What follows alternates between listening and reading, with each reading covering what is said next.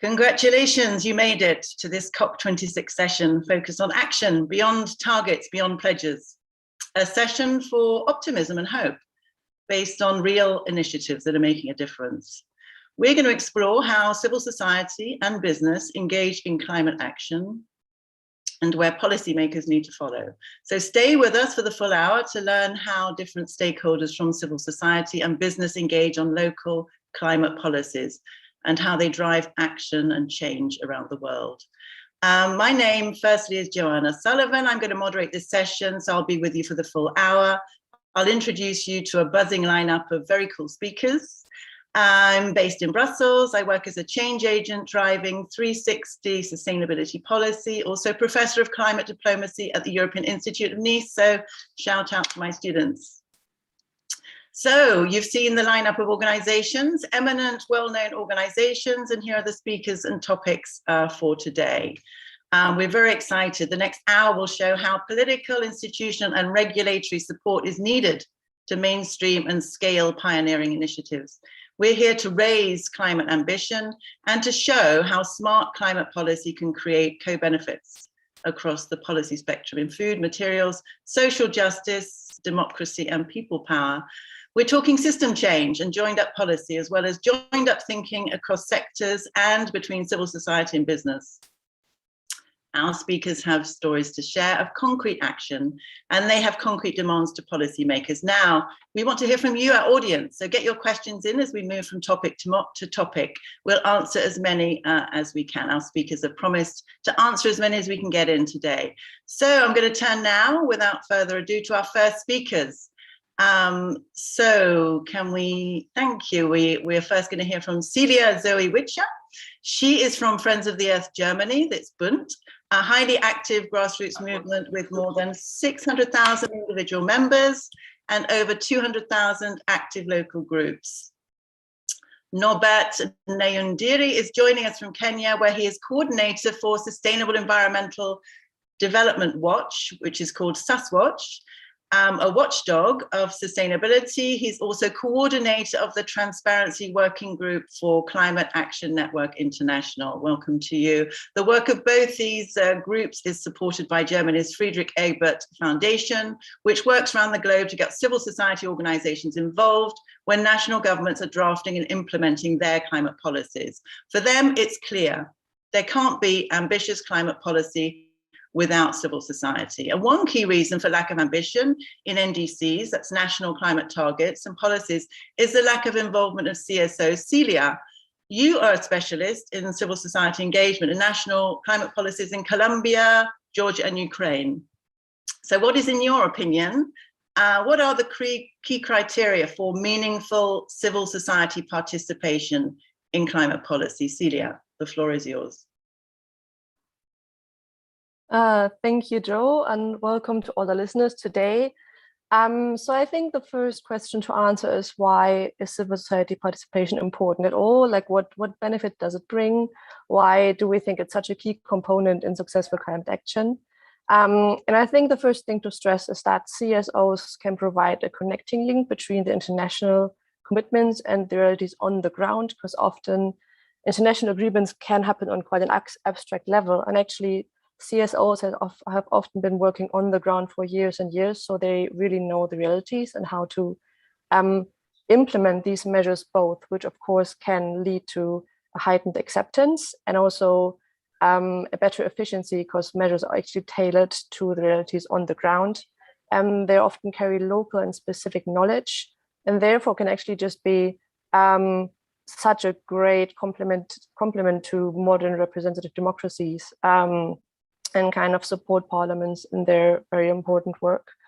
They can also act as an intermediary player, overcoming barriers between different societal groups, because they might have already forged these alliances, they might have a very broad membership. And this leads to actually quite a lot of co-benefits. For example, in public health, the access to electricity, local value creation, so they can really bring together all these different sectors. I'm so sorry, the sun is coming out. But of course, on the other hand, civil society participation faces a plethora of challenges. For example, the lack of transparency, accessibility, I think, which is a topic that also has been discussed quite a lot at this COP, especially, the lack of capacities and also just resources. So we want to ask, like, how do we overcome these challenges, and how can we implement civil society processes that are truly successful and fair? And in order to share some of the criteria we have come up with in our latest project, I'd actually like to share a little video with you. So if our technical support could.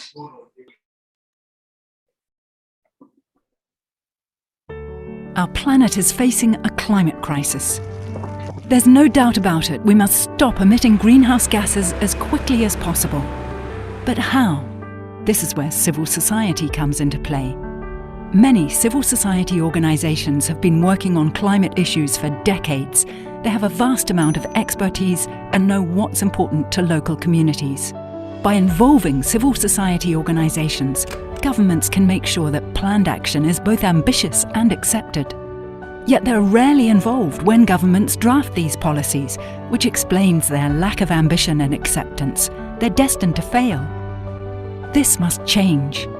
Governments must establish an adequate legal framework and the necessary governance structures to guarantee that civil society organisations can be involved. Just as important is the quality of participation. To unlock their full potential and make them truly engaging, participatory processes must be inclusive.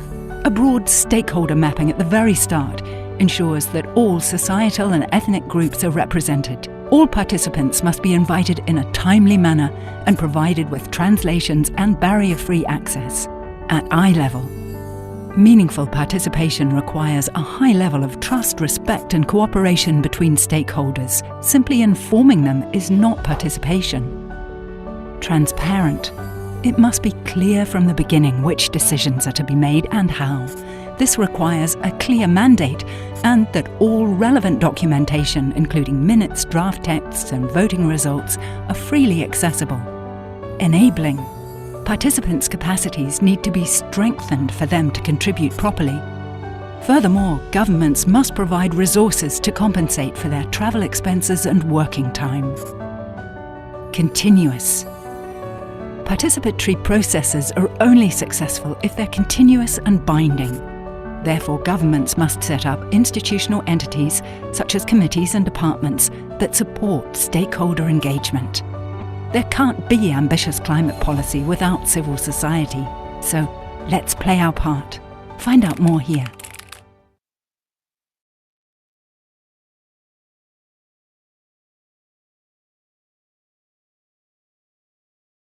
Great, Celia. Thank you so much. Thank you. Do you want to continue, or shall we pass straight to Norbert, who's going to talk to us about the situation in Kenya? Well, I just wanted to say that I think passing on to Norbert is a very good moment just to fill these abstract examples with some live, with a case study from Kenya. Yeah, brilliant. So thank you so much, Celia. That was a really great video. It really helped put that into perspective of how obviously stakeholder engagement, civil society participation really creates a healthy democracy. And if we want to have healthy climate policy, we need healthy democracies. So straight, I'm going to give the floor to Norbert. We're really fascinated to hear, what is your perspective on the issue of civil society participation? Do you have any concrete best practice examples to share? Over to you.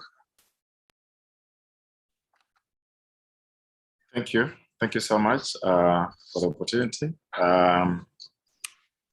Civil society participation has been very key for us, and in the past we've really been very keen to see how the civil society's voices actually seen with regards to national policy processes.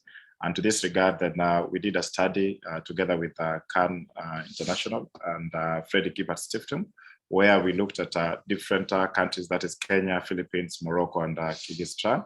And from this, then we looked at how then in the revision of the new NDCs, or maybe the formulation of even the first NDCs, how are these civil societies engaged. So from this, then I'm going to present on the different scenarios we had on the same. So for Kenya, Next slide.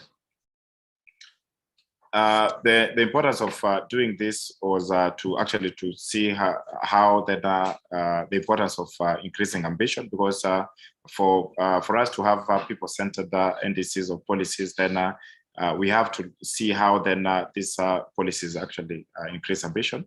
And then it's also important to have this also to showcase that there is this independent and complementary insights. And besides that, then most of the times when we have a people-centered NDC, then it strengthens public ownership and is an implementation. And besides that, it also holds parties accountable. Next.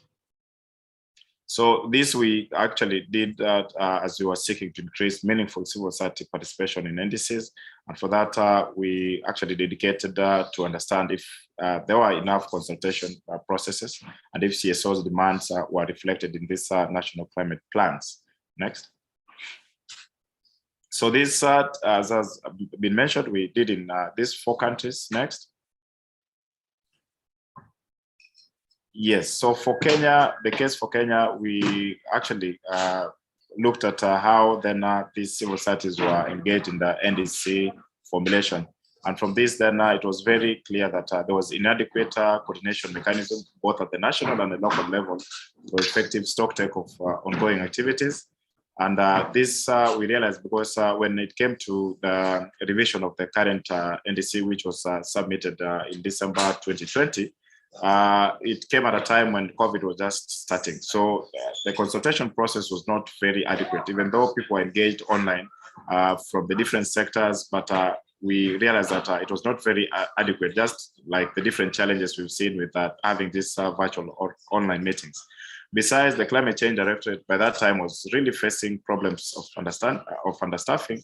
And as we know that they are the ones who are mandated to implement the national, some of these national plans, including the National Climate Change Action Plan, and also the NDC. So with this, then we made this recommendation that at least there was that need for the Climate Change Directorate to be fully staffed, because it could not actually deliver on its mandate effectively.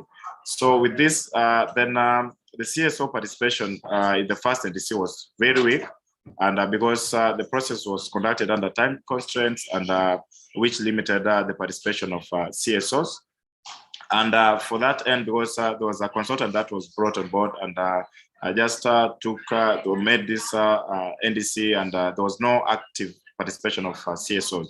But unlike the first NDC formulation for Kenya, the second one at least engaged civil societies, even though it was not very adequate, but at least they were engaged in the process. So what we were asking, some of the key asks and recommendations which you gave is that relevant stakeholders, both at the national and local levels, should have enough capacity needed for its implementation, including adequate financial support, because it's not only engaging these people maybe in this policy formulation, but what do they bring on the table? Can they be able to adequately advocate for some of these issues that have been actually affecting them?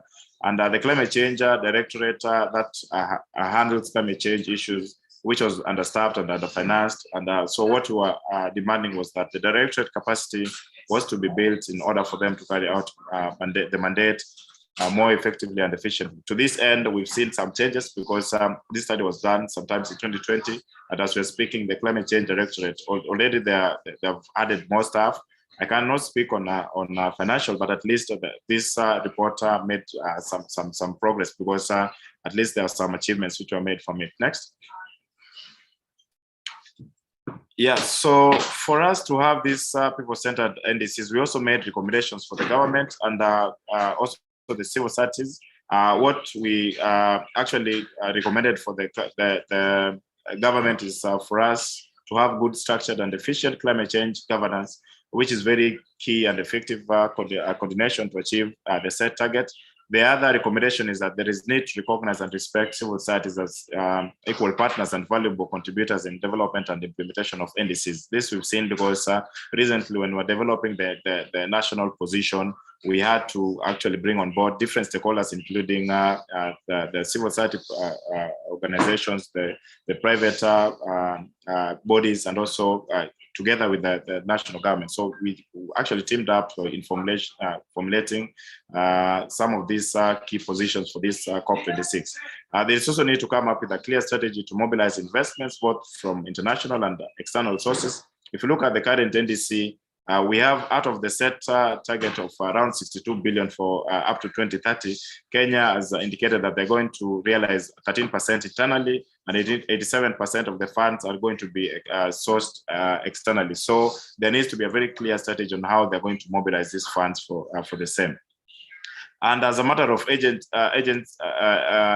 there is the government needs to develop the capacity building program for all stakeholders as a way to empower them to play their role in NDC development and implementation.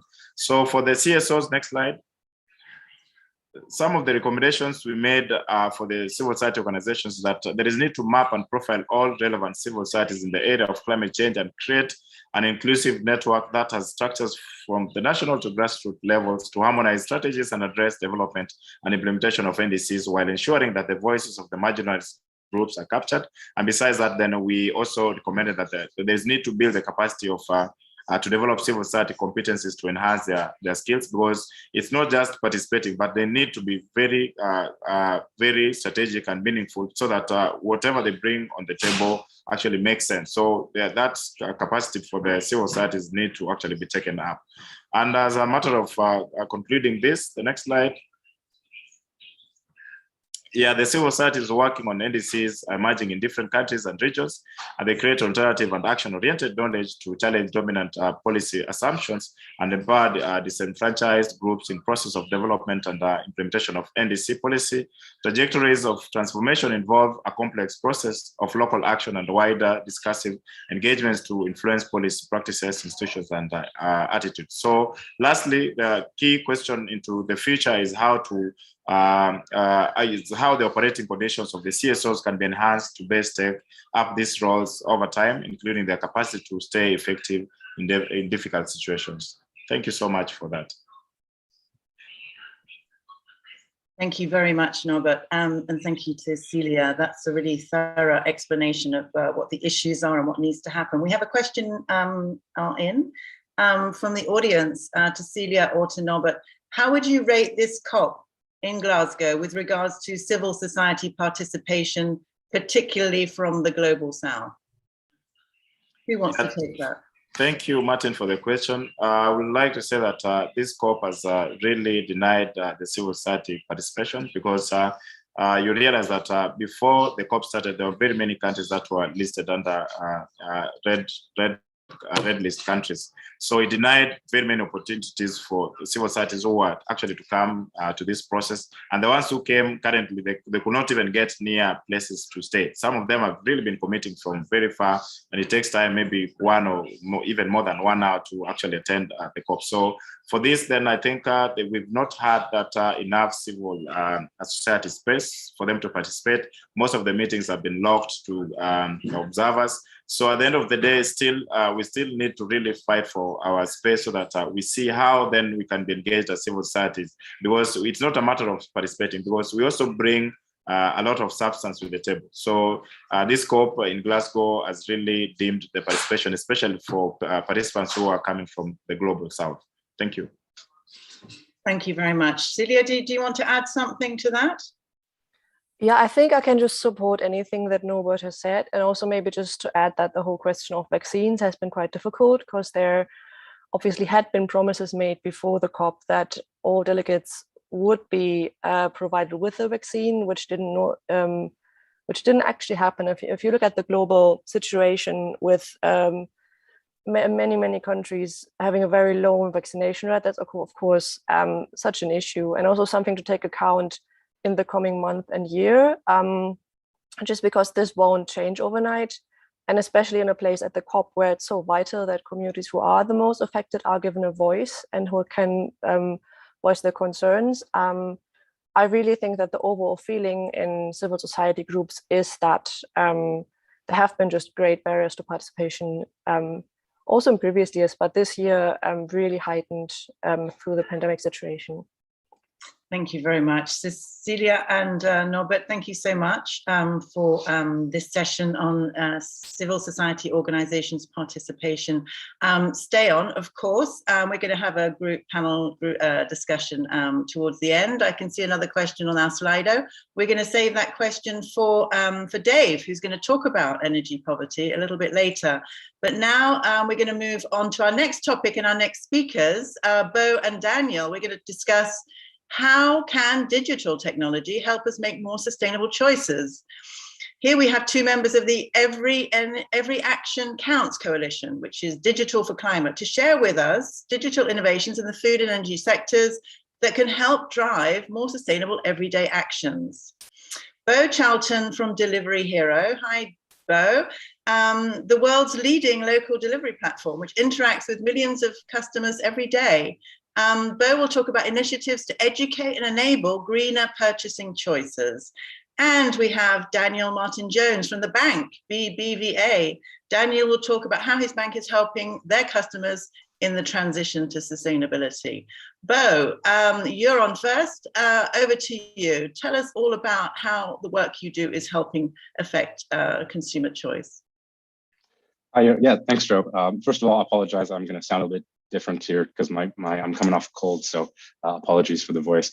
But yeah, really excited to kind of talk about how us at Delivery Hero are enabling green actions within our customer base. And I'll say that, you know, we potentially seemingly miscast beside BBVA here, but as we're not exclusively a financial organization, but we see ourselves as being a company that you know, is able to process millions of transactions per day. So see this as an opportunity to enable that green action amongst customers.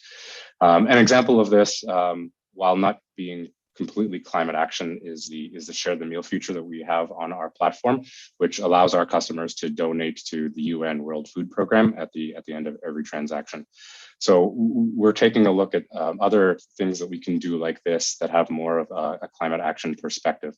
One of those is something that we call the Sustainable Restaurant Certification, where we audit restaurants in regards to the actions that they take at an operational level in terms of, you know, energy use, sourcing of ingredients, employment standards, these types of things. And by doing this audit, we then kind of feed that information back into the platform so that customers can go on and make choices about restaurants that they want to order food from based on the actions of those restaurants. And the second action that I think is really relevant for highlighting at this point is something that we call the Sustainable Packaging Program. We've gone through the exercise of doing carbon footprinting for our global operations, or we're in the process of doing the footprinting for our global operations this year. We've conducted that for the Europe and Latin American region last year. And by doing so, we were able to identify that the key impacts of our business are, not surprisingly, the delivery of food from restaurants to customers. As long as, you know, we're burning fossil fuels in order to do that, that's going to, you know, contribute a large part of our footprint. But the secondary component that you know represents a lion's share of our footprint is the packaging that delivery takes place in.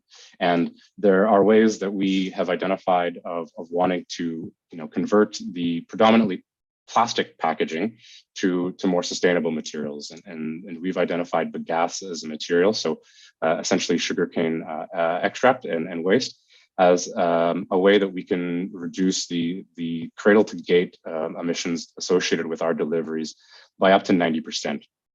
So this Sustainable Packaging Program is that initiative, and we're rolling this out in a few markets across the world. We operate in 4 regions, and so this is something that we want to get traction in.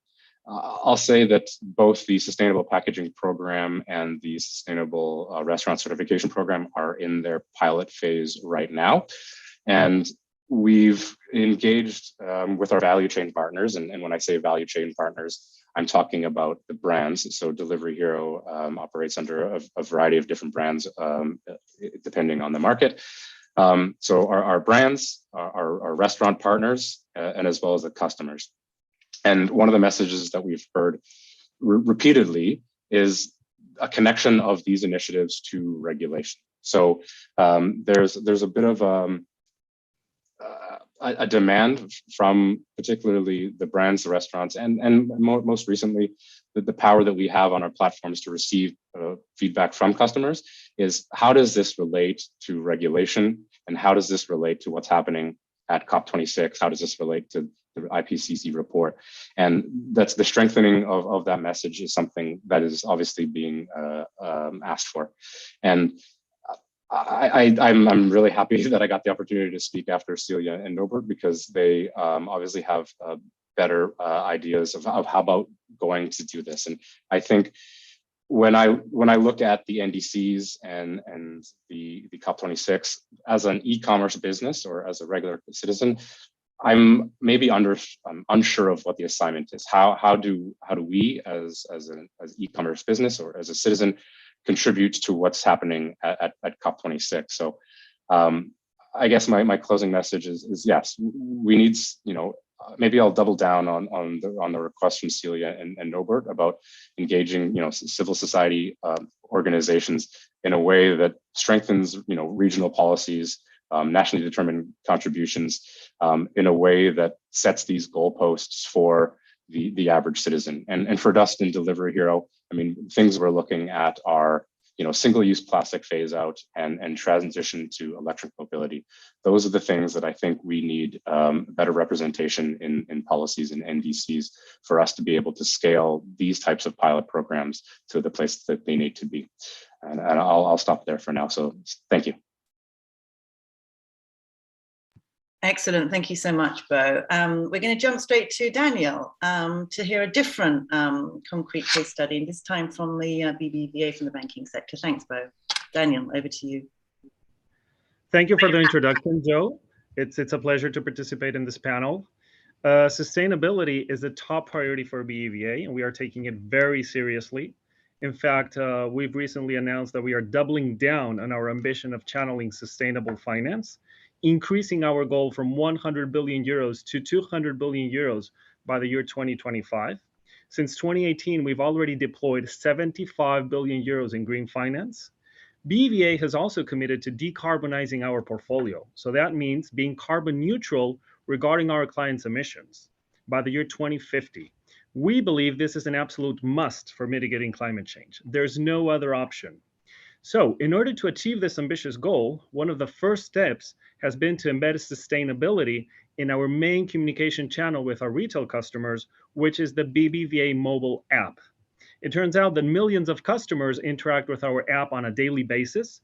Therefore, it's the best possible interface to start having sustainability-related conversations with our clients, right? In order to connect customers with sustainability. So leveraging technology and data and advanced analytics algorithms, we've estimated each customer's carbon footprint, making them aware of the magnitude of their environmental impact in order to start creating social conscience. After creating awareness, which is step number one, we need to move people to action. So we offer curated insights along with a series of personalized recommendations and advice for reducing carbon emissions. And of course, we've developed a comprehensive portfolio of green products for helping our clients in their transition. So our goal is to make sustainability accessible for everyone, creating opportunities for our customers. Reducing emissions has a positive impact, not only on the environment, but also on customers' financial health, which is another one of BBVA's top strategic priorities. So as you see, everything is aligned, it's connected. For example, customers can save money by replacing their gas boiler with an eco-friendly technology, or they can improve thermal insulation at home, or they can become energy producers with solar panels and recover their investment in a reasonable time frame. Making financing for electric vehicles available is also a top priority. So in the end, if we use energy more efficiently, it results in lower consumption and therefore in economic savings. So it's good for our customers' pockets, and it's even better for the planet. We've developed the carbon footprint algorithm with a global scope. It's already a reality in Spain, and we expect a quick deployment in other countries where BBVA operates. So now I think it's best if we play a short video so you can fully appreciate what I'm talking about. Can we please have the video?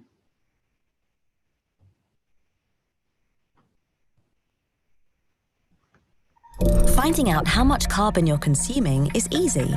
We can estimate it based on your electricity and gas bills and the payments you make with your BBVA card. See the section on sustainability in the app to estimate your carbon footprint and discover how to reduce it and save on your bills. This is your cumulative carbon footprint for the year. It's not that easy to be aware of how much carbon we generate in our day-to-day activities. That's why equivalences will help you get a clearer picture. This is a breakdown of your emissions by category.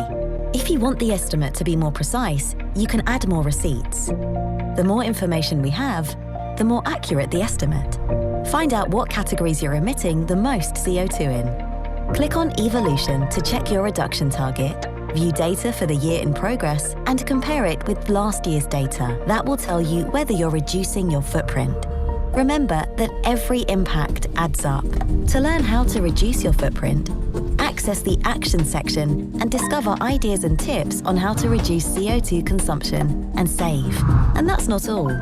BBVA is committed to sustainability, and we want to present you with a catalogue of products to help you reduce your impact and make your mobility, home, and finances more sustainable.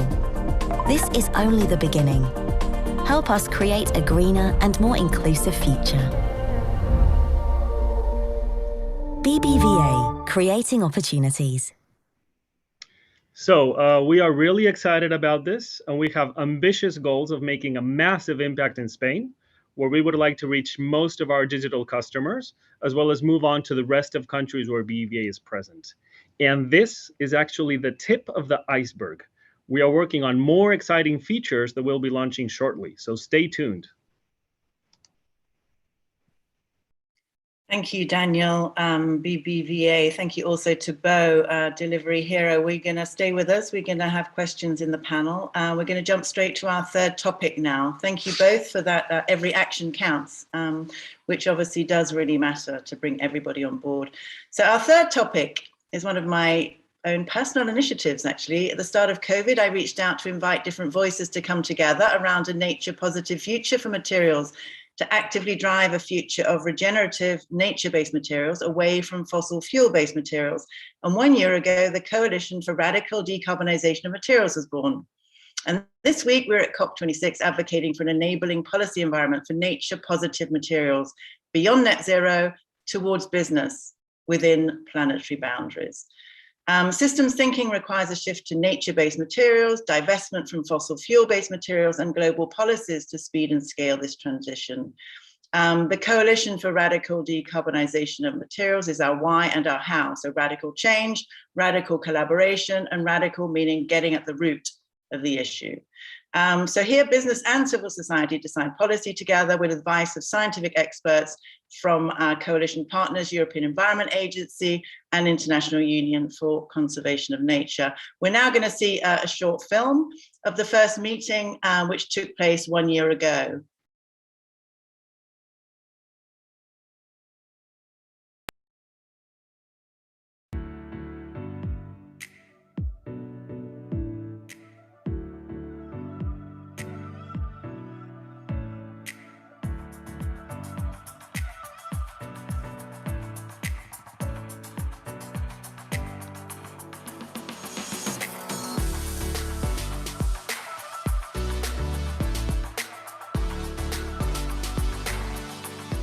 We need to have the decarbonization of materials in the Green Deal. If we not have more sectors on board, and materials are for sure one of them, we will not make it. So if you tackle materials, you tackle quite a big chunk of actually your CO2 emissions.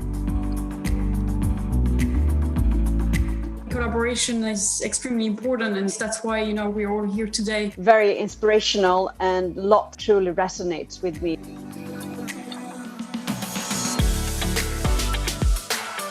The truth is, we will not recycle our way out of the climate emergency. That's simply not going to happen. We need new ways of producing materials. Substitution of fossil fuel-based materials to natural-based materials. We need good metrics to figure out what is the maximum material budget. Quality materials, we have traceability and transparency in our supply chains. Properly account for the natural capital. It is really about moving from quantity into quality. It is less is more.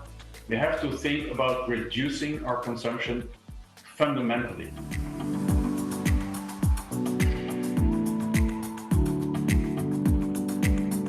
The problems that we're facing cannot be solved without a systems approach. We need to have hard targets. The monitoring of material use, the reporting of material use, the disclosure there is a very weak part. The most important part is the carbon budget. This race to carbon neutrality is not a race where the big eat the small, but where the fast eat the slow. The moment for change is now. The clock is ticking. Well, and we have with us today two partners of the coalition. Welcome to Joe Elborn, Secretary General of the European Youth Forum, and Cecilia McAlevey from Oatly, the oat milk company. Hello, both to you. Joe, let me ask you first. Young people are out in the streets demanding climate justice outside the COP26. Why did you get involved in this industry-led initiative to decarbonize materials? Joe. Thanks, Joanna. So I know we always have this issue. There are two levels to this answer, I guess. One's philosophical, one's practical. I think from a philosophical view, I think a lot about the concept of intergenerational justice. I think the greatest minds of this century, from Harvard to Cambridge, would agree fundamentally with the point that it is unjust, it is immoral for the incumbent generation to leave the next generation without the resources to sustain just institutions and without the means to foster an as good or better society. It's like refusing to provide for your children, but on a global scale. So if we strive for justice, which I hope we all do, and those watching and those around this table, we really obviously need to rethink how we're approaching climate, because if we keep going the way we are, we're in deep, deep trouble. I don't think it's possible to understate the moral obligation that places on us all. From a practical point of view, then, business is obviously a big actor, and business has a choice. It can be a force for good, or it can be a force for ill. And I'm here in this coalition to encourage them really to be on the right side of history. We need big scale solutions, we need them fast, and business is obviously one of the capable actors to do that. It would, of course, be accelerated by many more positive political initiatives, but the political class has really dropped the ball on climate too consistently and for too long. Businesses are also bound by the same powerful moral imperative of intergenerational justice. They too have an obligation to leave enough for the next generation. And they also have the added incentive that is their customer base. Destroying or killing their customer base is not a good idea. Surprise. So in sum, I'm involved in this initiative personally because I believe there's a really incredibly powerful moral obligation to act on climate intergenerational justice. I don't think that's getting as a concept enough discussion or is central enough to our thinking. And I believe that businesses have the scale and a really, really good reason to act. I believe in a positive approach to and with business. And I think that together that we can all make a difference. And while for sure we don't agree with everyone in the coalition on many things, we do align on the big stuff. We must act fast, and we must accept it as the responsibility of the powerful to act. Thanks, Joe. So what do you expect from world leaders gathered here at the COP26? So I expect leaders to internalize their moral responsibility. And I understand that can sound like wishful thinking. Politics is all scary and difficult, right? But it's going to happen eventually. The people today at COP26 are going to be cast as history's villains or incompetents if they continue down this path. Ultimately, what the young people are calling for is going to triumph. You can't really argue with nature. We're going to reach an equilibrium with climate, and the only question is how painful that journey is going to be. We're not going to meet the 1.5 degree limit enshrined with the current commitments, and anything above 1.5 is absolutely devastating. Now, obviously, that's a massive problem to digest. So if we really want to drill down into something concrete, I think that one thing that's not getting enough attention is materials. And my ask today would be to start engaging more on this topic. Perhaps a binding materials budget agreed across Europe is a way to do that. I know that's not easy to say, but very, very difficult to do. But hey, there's a precedent. We manage how many and how much tonnage of chemicals comes into Europe. Why not act like every other entity on planet Earth, which sets limits for what they're going to use each year and act within their means? Why on earth do we not do the same for our planet? Okay, thank you, Joe. We're going to turn straight to Cecilia now. Cecilia, welcome. As a founding partner of the coalition, together with Tetra Pak and Stora Enso, Oatly is driving forward food systems change. Do you see the COP26 agenda reflecting what Joe was just talking about the opinion of young people's calls for more nature-based solutions, nature-based foods? Over to you, Cecilia.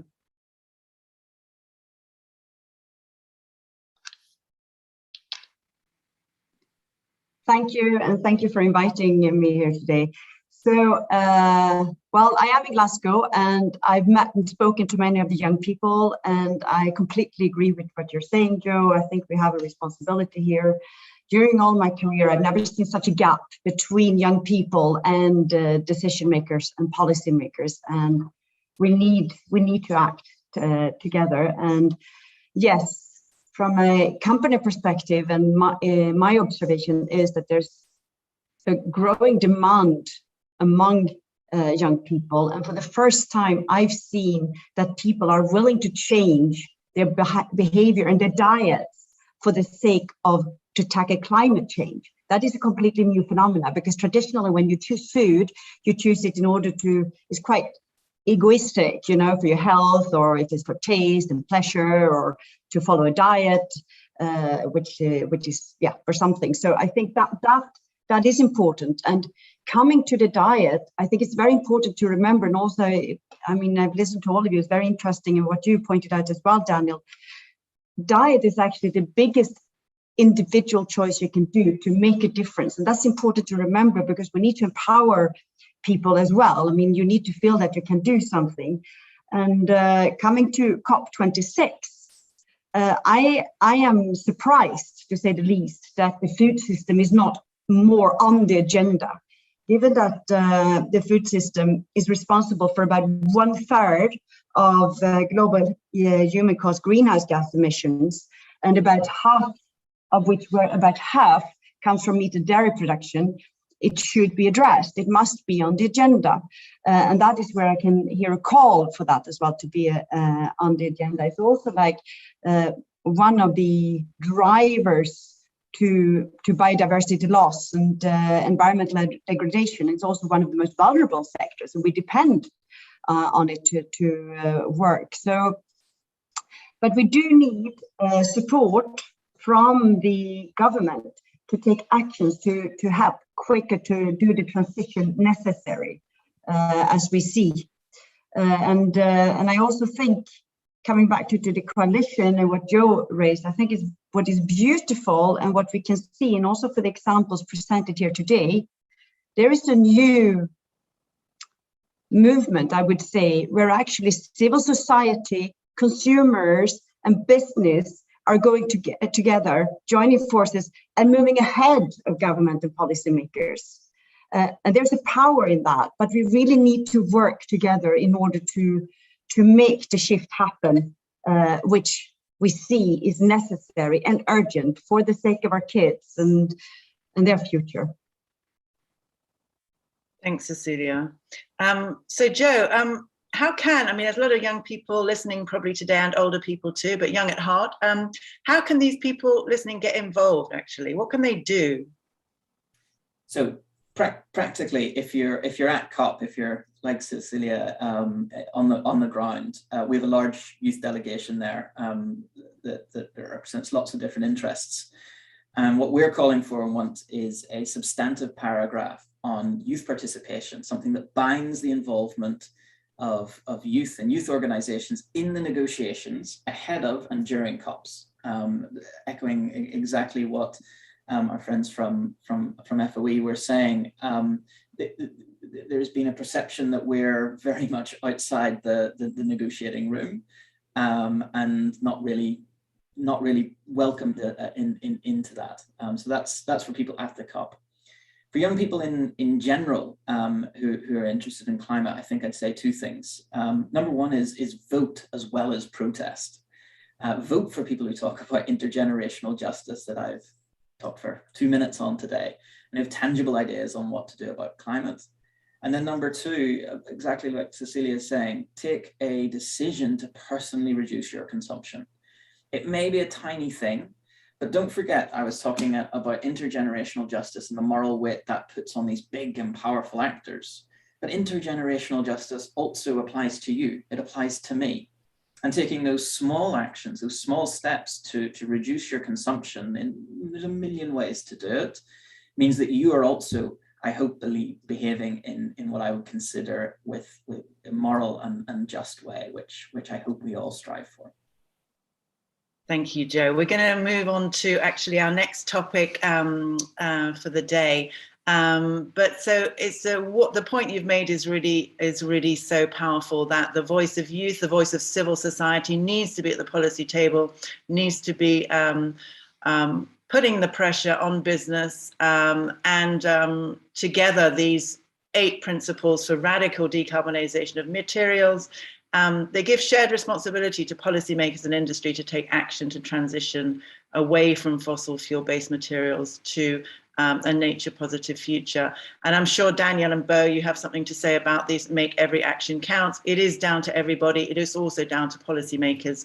We're going to shift now to our final topic, but a topic of great importance. We've heard about the importance of intergenerational equity. We've heard why and how decarbonisation matters. Civil society and business can be partners in change.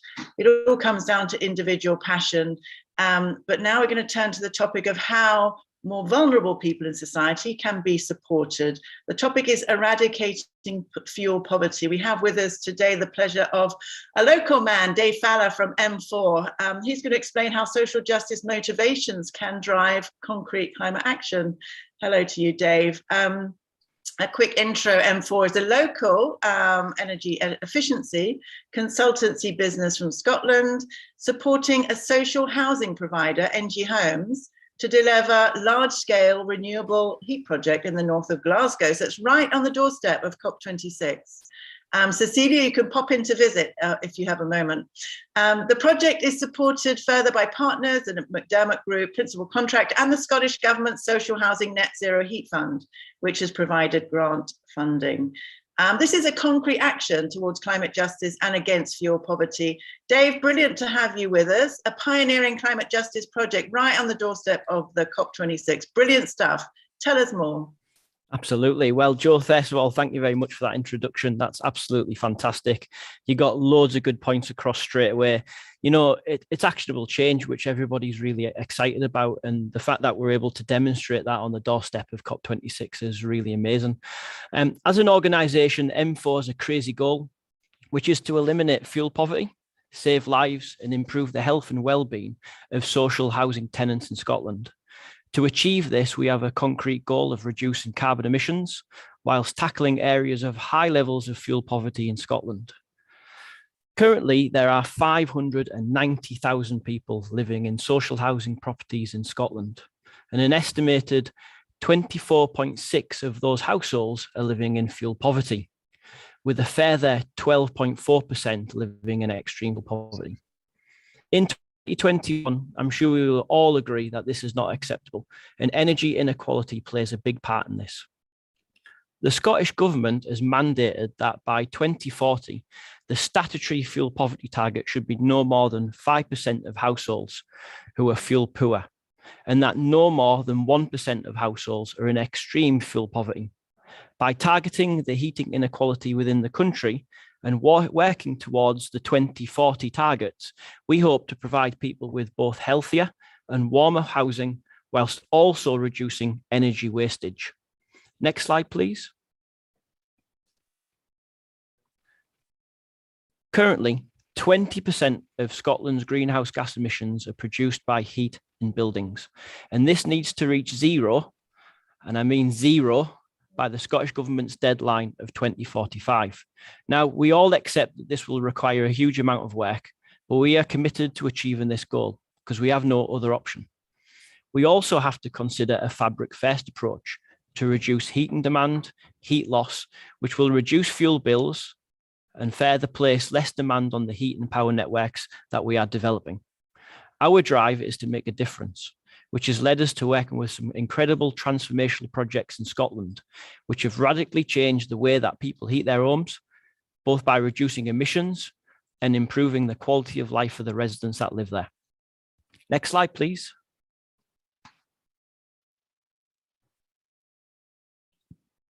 We are currently working on a project in Glasgow, in North Glasgow in more particular, for a housing provider called North Glasgow Homes. There's a social housing provider who now have more than 5,400 homes for rent and also a factoring service for 1,200 homeowners. Our project in Springburn takes place in one of the most economically disadvantaged areas in Scotland, with high levels of fuel poverty and overall poverty levels sitting between 40% as of 2021. And the unemployment rate sitting at 140% higher than the Scottish average. Next slide, please. Our work in this area will provide an innovative and significant difference to the way the tenants live their lives and heat their homes. Work on the Tower Block project will include the removal of inefficient and expensive storage radiators, and the installation of a new district heat air source heat pump solution, as well as additional fire safety work.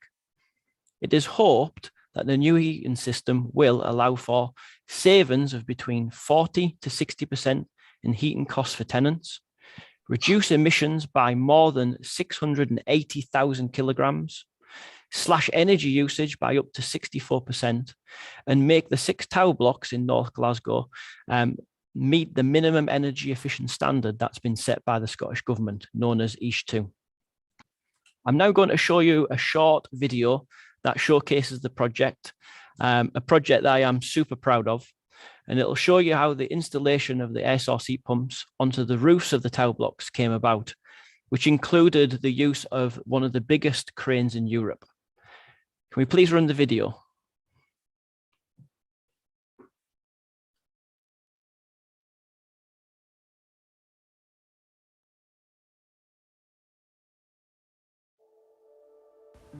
Our project in Springburn is currently seeing 6 25-storey tower blocks undergo a £25 million retrofit project to upgrade its heating system and improve fire safety. These blocks were built in the 1960s and the existing heating systems are nearly 20 years old.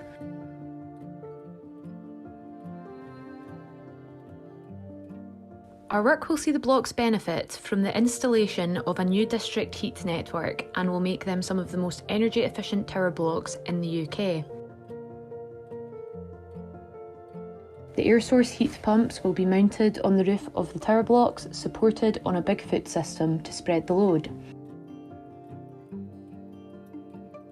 The pump sets installed will be capable of circulating up to 2,000 litres of water per second around the building.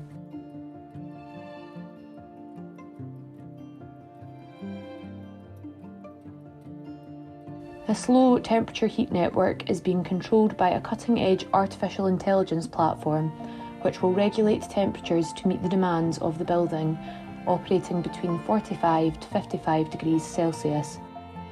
From the plant room, holes are being cored through each of the drying rooms on all 24 floors to allow the district heat main to be run alongside the new boosted cold water main, fire sprinkler, pipework and electrical containment.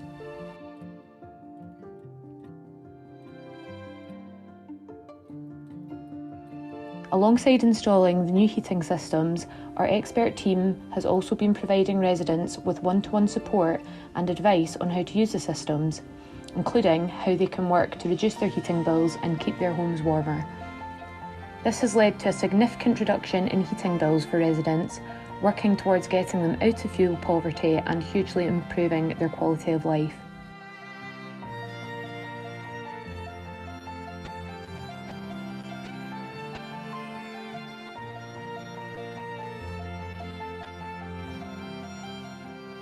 The tower blocks have already benefited from the retrofit of external wall insulation to reduce heat loss through the build fabric. In one case, one resident is now saving over £400 per quarter on her energy bills and told our team that her house is warmer than ever before. Overall, this project will save 684,000 kilograms of CO2 and will reduce electricity consumption by 70%, placing less demand on the electrical network and also making heating bills cheaper for tenants.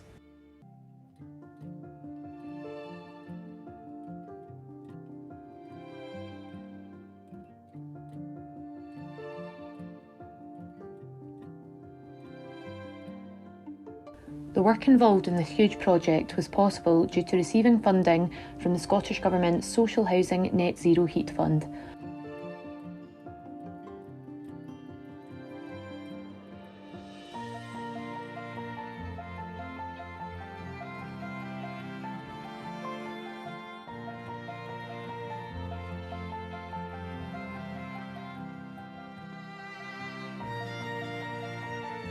We believe that if works like this can be funded and replicated across the country, we will begin to see life-changing alterations in both social and public housing and the way that energy is used.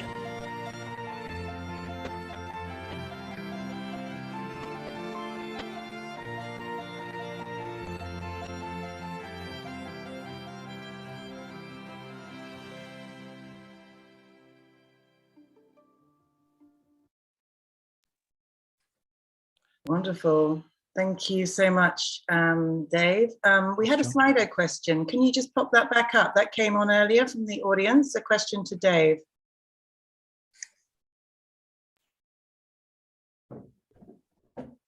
There we go. We have that first. Yes, at the top. Dave, in a very short answer, can you answer this question? Given the rise of energy prices, how can we make sure that social support and energy poverty does not result in a backlash in climate policy targets? What do you think about that? Yeah, it's an extremely difficult challenge at the moment, especially with the way that energy prices are going in the direction. We need to have a collective effort in terms of social justice in this respect. We need to have more organisations working together for collective purchasing agreements, which will help then reduce overall costs for tenants. Excellent, thank you. I'm going to invite everybody back now because we've actually covered all the topics. And I want to throw this next question out to Celia or Norbert. To your knowledge, which countries can serve as best examples in terms of CSO participation? What are the best practices? What are the models that other groups should be striving for? Yeah, I can give it a first try. In this, for example, I mentioned initially that Kenya has given a good example because in the past, they have not been engaging civil societies in developing their national position papers for COPs, but in the recent years, they've been engaging civil societies, and in that case, then it enhances their participation. Beyond that, then Kenyan government, through the Climate Change Directorate, put together a civil society engagement framework, which actually stipulates how then they will engage with this civil society organization. So to me, that is a very good way actually in acknowledging civil society's participation. So I think it serves as a good example. Thank you. Okay, brilliant. We've got another couple of questions here which relate to materials. Maybe I can actually ask Cecilia, what do you expect from policymakers now in terms of like materials and supporting your journey, your vision of a nature-based, nature-positive future? Cecilia. Cecilia, very quickly. Thank you. Yeah, well, I think it's very key that national governments now take on board what's going on in COP26 and put food systems, where predominantly plant-based food systems, and a shift to that as a central part of global and national strategies tackling the urgent climate crisis. That's number one. As a company, we try to drive a shift throughout the value chain. We help farmers transition, and we declare climate footprint of our products in order to facilitate and empower consumers. But there are lots in the regulatory system that doesn't fit with the transition. So please address that. Okay, thank you. Celia, do you have a one word for your policy ask for governments? And I want to have just one final word from everybody before our time is running out. What do you want? Climate justice. Climate justice, brilliant. Dave, what do you want? What's your ask? Actionable change, please. Actionable change, brilliant. Bo? Citizen engagement. Citizen engagement, excellent. Daniel? Policies and tools for financing the transition in all sectors of the economy. Okay, brilliant, more than one word. And Joe? Young people at the heart of the real negotiations. Excellent. So lots of strong messages here and very clear. How civil society and business engage in climate action. Now, where do policymakers need to follow? I'd like to thank all of our speakers, Dave, Joe, Cecilia, Bo and Daniel, Robert and Celia. Special thank you to the event producer, Martin Baumann from Bund. Thank you to you for participating, and thank you to the European Commission for hosting this debate. We really look forward to you staying in touch and making sure that all of the messages delivered today by our speakers really take root at the heart of policy. So over to you. Bye.